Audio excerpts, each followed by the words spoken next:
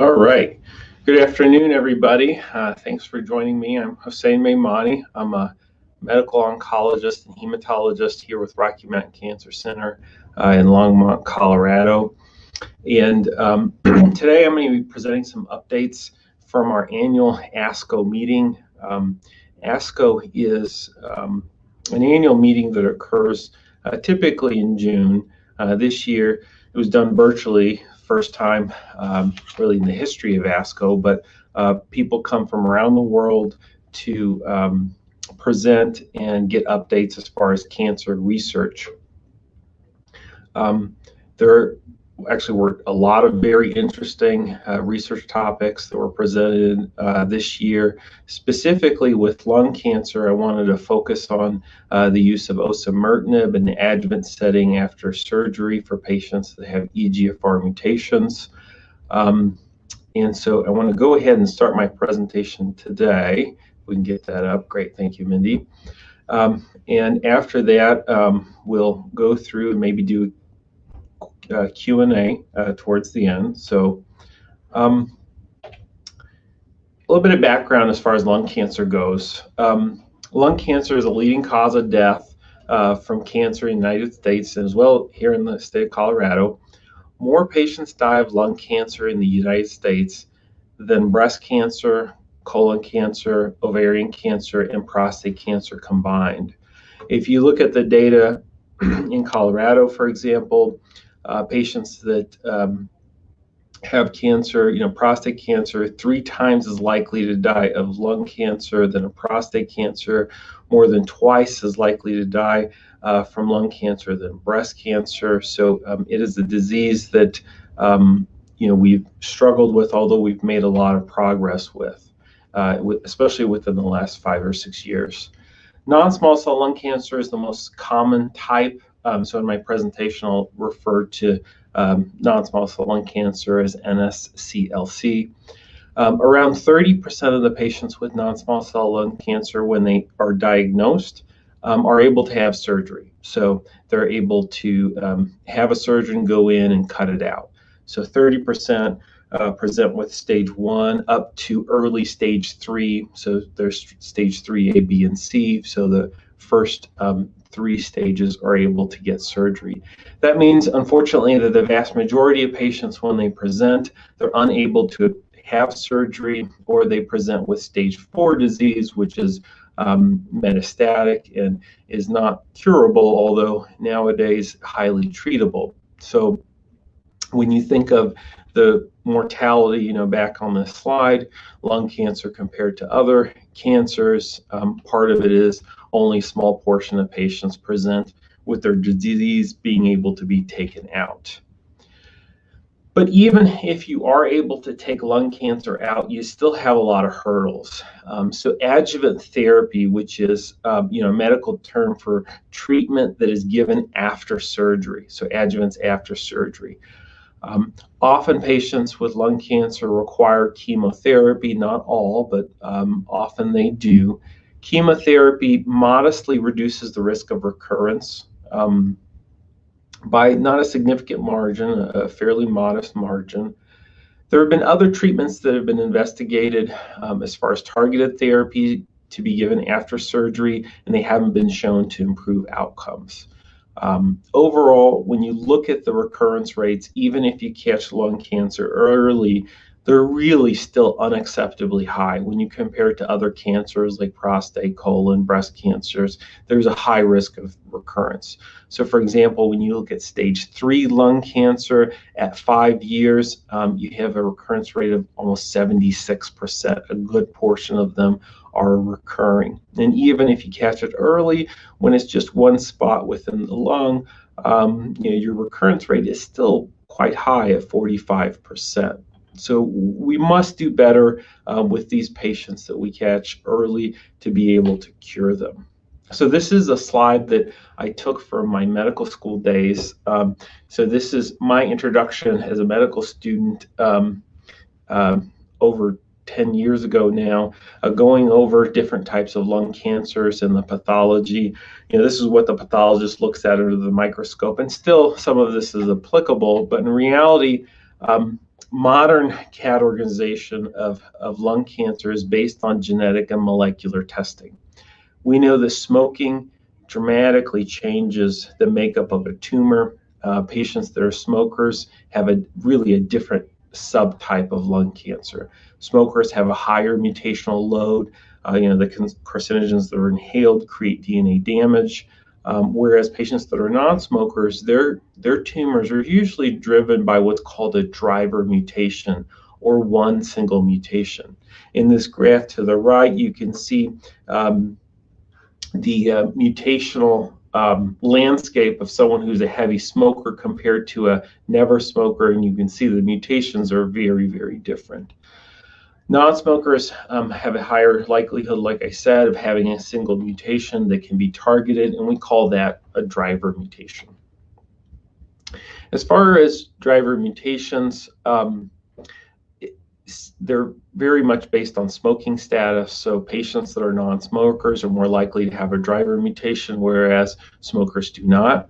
When you look at mutations among smokers, the two that you see are KRAS mutations, which at this point, we cannot target, although we do have a clinical trial here at RMCC looking at KRAS mutations, and a good portion don't have, specific mutations. Whereas with patients on the right who are non-smokers, a large portion of patients have EGFR mutations, which can be targeted, ALK mutations, which can be targeted, ROS1, ERBB2, RET, BRAF, and TRK1. And these are all mutations we can target typically with pills. So you can see non-smoker versus smoker. There's a significant difference in the mutational landscape. EGFR was really the first mutation in the first subtype of lung cancer that we were able to target with targeted therapy. So epidermal growth factor receptor, or EGFR, is the most common driver mutation in lung cancer. Again, more common in patients that are non-smokers, females, and also Asian populations.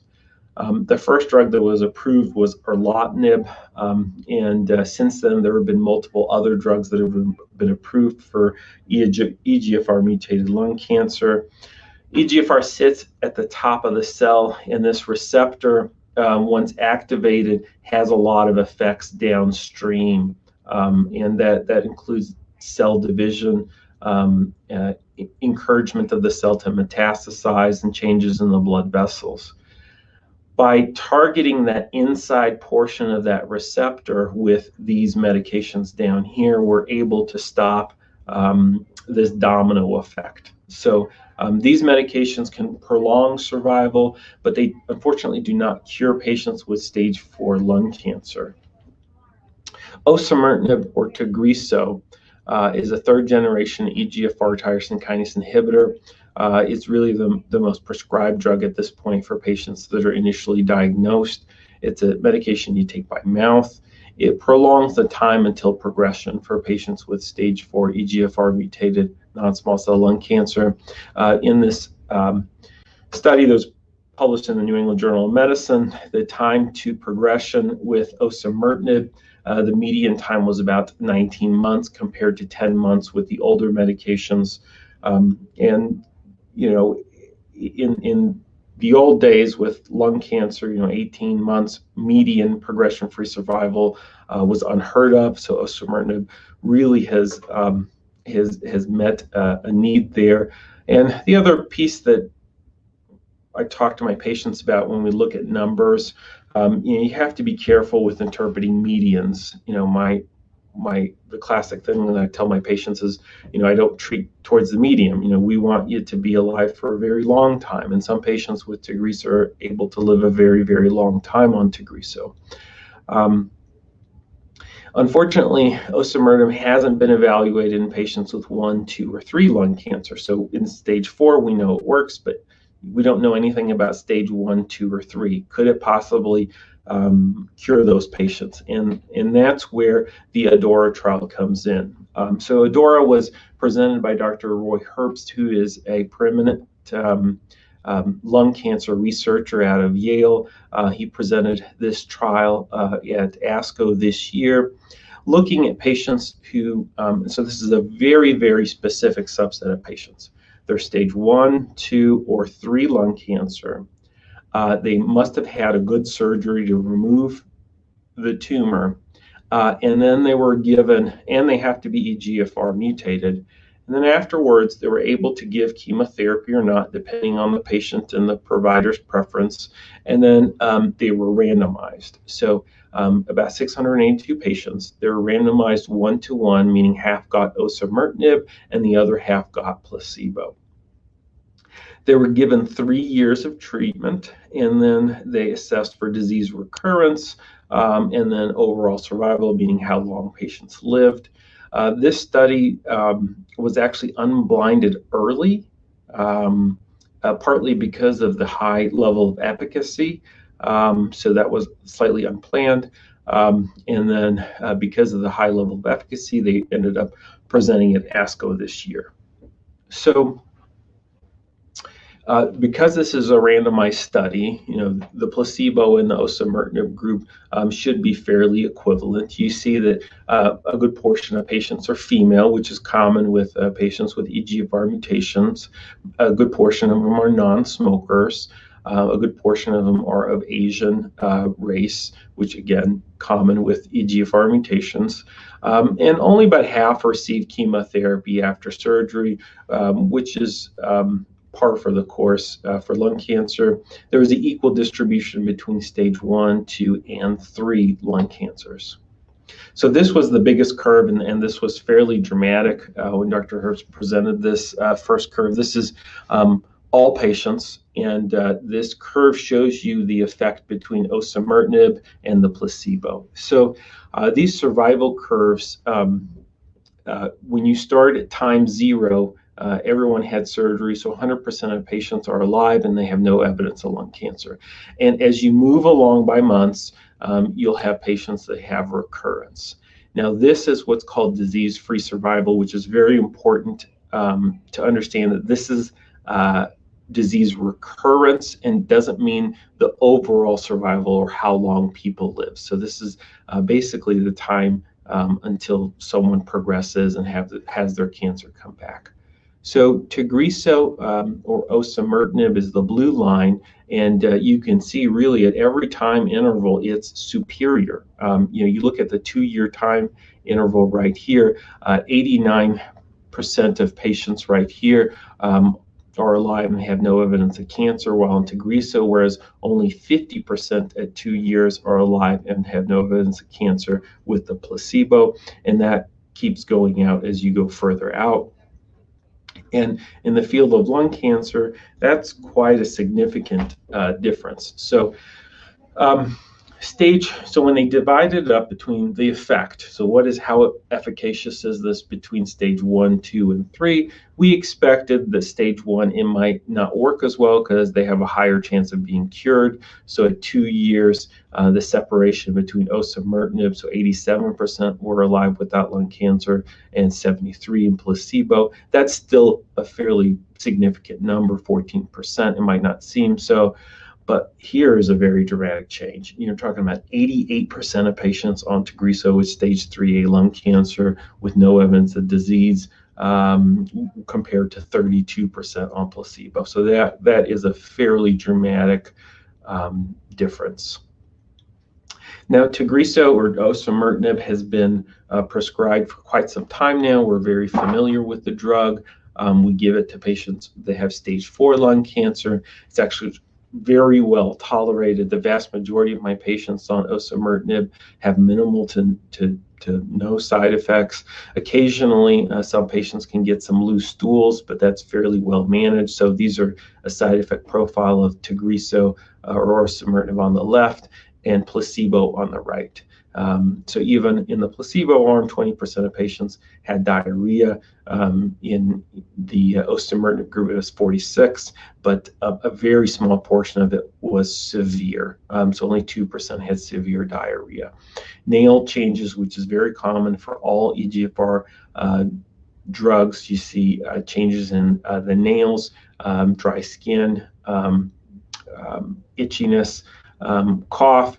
You'll see that in both groups, so unlikely to be related to the osimertinib, although some patients can get some inflammation of the lung while osimertinib. That's fairly rare.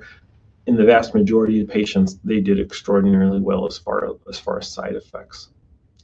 So this is where there was a lot of criticism with this trial. And I don't want to be overly critical because it was a well-done study, and they did a good job at presenting the data. But the trial got a lot of criticism because some thought that perhaps it was presented a little bit too early because we don't have an overall survival. We don't have overall survival data. And so what's the difference between overall survival and that previous graph I showed you? Overall survival is really how long a patient is alive. So this is a good marker for whether we have cured patients by giving them Tagrisso after surgery. Because if a patient in the placebo arm ends up getting disease recurrence, they get Tagrisso and then they can live thereafter. So what we want to see is patients take Tagrisso and get a certain percentage of them cured. And with only 5% maturity, you really can't make a real scientific determination about overall survival. There is some trend towards maybe increased survival with osimertinib over placebo, but I honestly wouldn't interpret this as any positive findings. This unfortunately will require some maturation in the data, and this is where the criticism came from. A lot felt that perhaps we should have given this trial a little bit more time before we presented at ASCO, and I'm sure we will have a little bit more time to review and have follow-up and then fully report an overall survival advantage. So to keep it brief and get to Q&As, some final thoughts here. Osimertinib, it does increase the time from after surgery. It does increase the time to progression. So you'll have a longer period of time between surgery and progression for patients with stage 1 through 3 lung cancer who got surgery. It's safe, it's well tolerated, minimal side effects. The key here is that it's just too early to interpret whether this is going to increase the rate of cure. And that's my big question. And I think we'll find that out maybe within the next year or so. My feeling is that it likely will, but it won't. The numbers will be a lot more modest than that first PFS chart that they showed. So with patients that I see, I see a lot of patients with lung cancer, and this question comes up, should we be doing more? And right now I'd say, look, this isn't FDA approved. We don't have the data. It will require a little bit of time. So at the moment, most oncologists will not be prescribing osimertinib just yet, but I do foresee that happening in the future. My big question as an oncologist is, if there is an overall survival benefit, should we extrapolate this data for patients that were treated with radiation? So patients that have stage 1 lung cancer, for example, can be treated with stereotactic radiotherapy, and SBRT for short actually is fairly efficacious, and some would argue on par with surgery to a certain extent. Should we be treating those patients after radiation with osimertinib? What about patients that require chemotherapy with radiation, so they have a higher stage 3 cancer? Should those patients also receive osimertinib afterward? And I feel that it would be very, very hard to replicate a clinical trial for that subset of patients. I think extrapolating that information from surgery to radiation honestly would be a reasonable thing to do, but we'll just have to see where things go with the final reports from the study. And again, long-term follow-up will answer our overall survival question, and I suspect that we'll have some information within the next year or so. So that's it. I wanted to keep it short and brief about the ADAURA trial. This was really the latest and greatest in lung cancer research this year, and the most talked about clinical trial this year, partly because we don't see a lot of adjuvant trials in lung cancer. And this was a very well-designed one. It just will require a little bit of time for us to make some final determinations as far as efficacy. So with that, I am going to go ahead and switch to taking some questions. So I have Mindy helping me in the background. So we have Janet Lieber. Can you speak to newer targeted immunotherapy drugs that are heavily advertised? I try to avoid any advertisements. Unfortunately, my Facebook feed, I think, knows that I treat a lot of lung cancer because I get a lot of advertisements on Facebook for different immunotherapy drugs. So, Janet, in the field of non-small cell lung cancer and small cell lung cancer, there have been a lot of improvements and a lot of changes in the way we use immunotherapy. And in fact, I'll be doing a talk in the fall about the use of immunotherapy for lung cancer. I think the biggest recent FDA approval was the use of nivolumab and ipilimumab for the treatment of non-small cell lung cancer as a first-line therapy. This would essentially be a non-chemotherapy-based regimen, much like Keytruda, but they took it a step further by adding another drug. So nivolumab and ipilimumab, or Opdivo, which you might see on the commercials, and Yervoy, which you might see on the commercials, those two work together. They work on different aspects of the immune system. Nivolumab or Opdivo is like Keytruda, so you might have seen that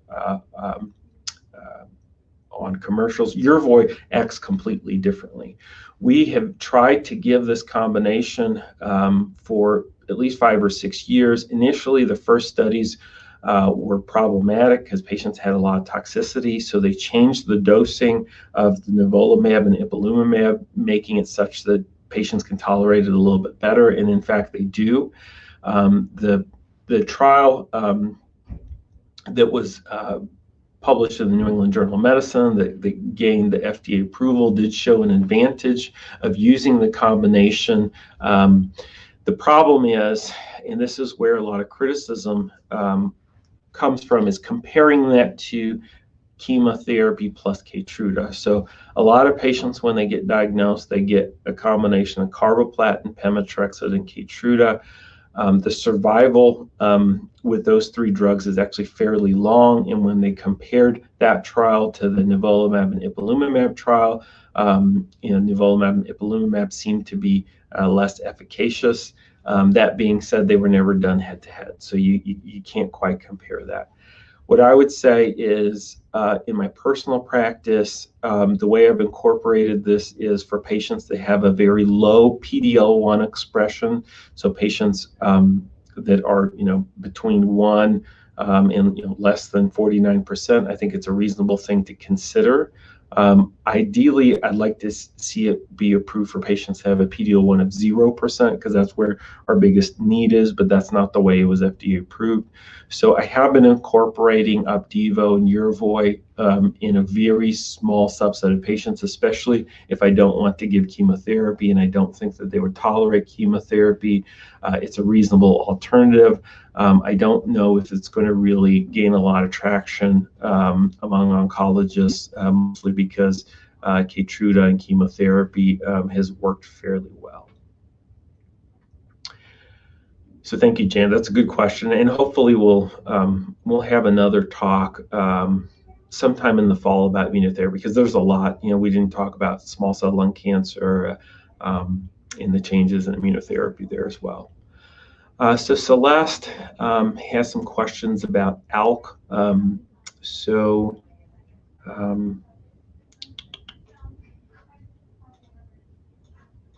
going to pull up my PowerPoint. So ALK is also common mutation that we see for patients that have um, a driver mutation, so EGFR and ALK, we see them fairly common in patients that are non-smokers. ALK has a whole list of drugs that have been FDA approved. So right now, alectinib has remained the standard of care. Initially it was crizotinib, and then alectinib had been shown to be superior, partly because it goes into the blood-brain barrier better. So alectinib has remained the standard of care. There have been some new TKIs, newer pills, so brigatinib, lorlatinib, and a few others that are in the pipeline for ALK. I guess as it pertains to this talk, ALK hasn't been studied after surgery. So, we know that there's a lot of good drugs for ALK, and there will be more drugs coming out, but those are in the stage 4 setting. So in this talk, we talked about stage 1s through 3. It would be wonderful for us to do something like that with alectinib after surgery. Again, it's really hard because you're talking about a small subset of lung cancer patients, getting them all grouped together. You got to find patients with stage 1, 2, and 3 lung cancer that got surgery, and then put them on a study, and then follow them for quite some time. I mean, some patients with ALK-positive disease live a very long time on alectinib, so it would be wonderful to have that as an adjuvant therapy option. Unfortunately, right now, I don't see any studies coming out as of recent looking at alectinib in the adjuvant setting. But the future of ALK is fairly bright as far as further therapies go. That's an excellent question.